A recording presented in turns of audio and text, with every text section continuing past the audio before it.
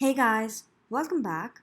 In this video, we are going to discuss Bellman Ford algorithm to find out single source shortest path.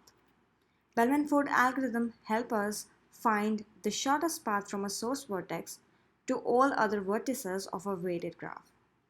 Let's say this is the weighted graph we have been given, and each edge in this graph is having a weight.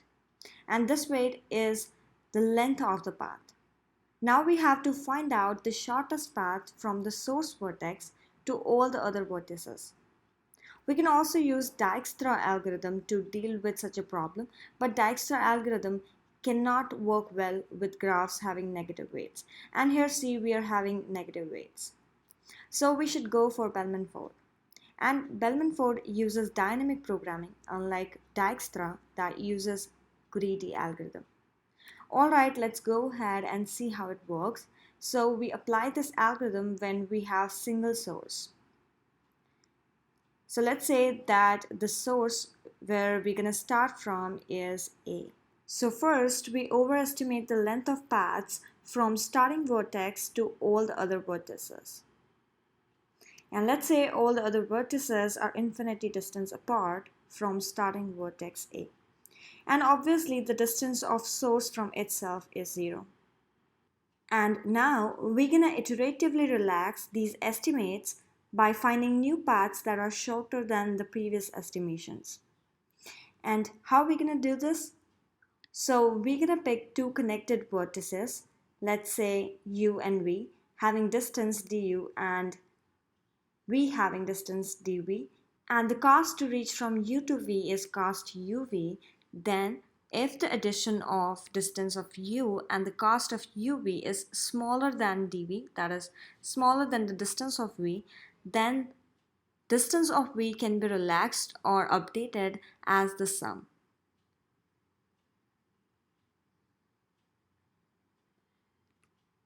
So this we're going to do for all the pairs. And we're not going to do this just once, we're going to do this for all the pairs repeatedly. So if we have n vertices, then we have to do it exactly for n minus 1 times. And by doing this repeatedly for all the vertices, we can guarantee that the result is optimized. So let's have all the pairs here.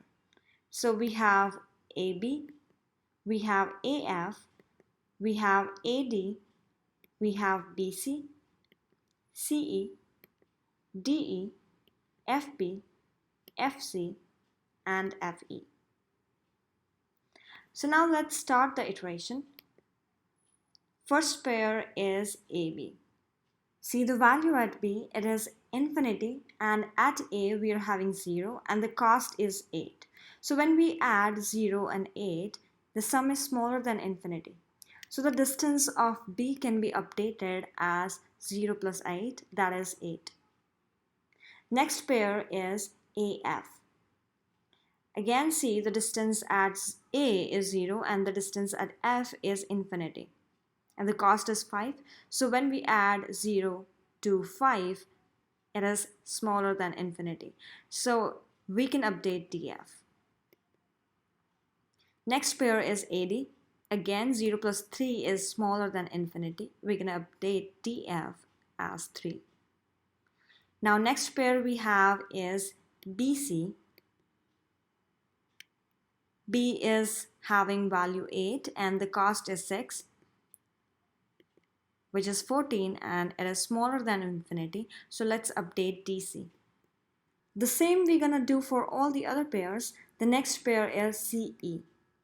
So at E we are having infinity and 14 plus 4 is 18. So we're gonna replace this infinity with 18. Now next pair is DE. At E we are having 18. Now we're gonna relax this edge as 3 minus 1 is 2. So we're gonna update it to 2. Next is FB. At B we are having 8 and the value of F is 5 and the weight is minus 4. So 5 minus 4 is 1. So we're going to replace 8 with 1. Next is FC. At C we are having 14 and 5 minus 1 is 4. So again we're going to replace it with 4. Now the next, FE. Here at E we are having 2 and 5 minus 3 is also 2, so we're gonna keep this 2. So at the end of this iteration we're gonna have these values. But this was the first iteration. We have to make n minus 1, 6 minus 1, that is 5 iteration. So again we're gonna do the same with the sequence of pairs. Again we have to start from the first pair AB and then we have to go till FE. So this will be the second iteration and then the third, fourth, and then the last iteration, fifth one. So we're going to do this for a total of 5 times and then finally we're going to get the solution at the end of fifth iteration.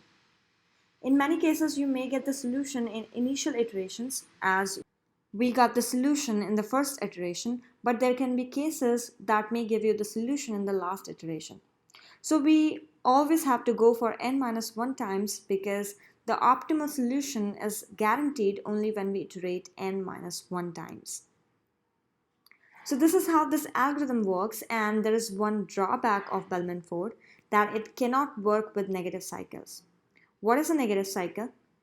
See this, these vertices are forming a cycle, right? So when you sum all the weights for these vertices, you get a negative number. And that's why it is called a negative cycle. So if there is any negative cycle in the graph, then Bellman Ford algorithm will not work for that.